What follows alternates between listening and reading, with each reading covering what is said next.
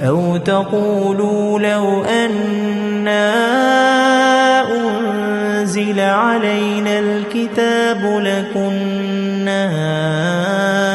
أهدى منهم فقد جاءكم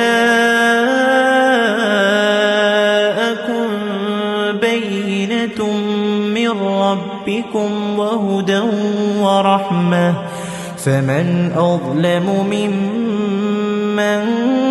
كذب بآيات الله وصدف عنها سنجزي الذين يصدفون عن آياتنا سوء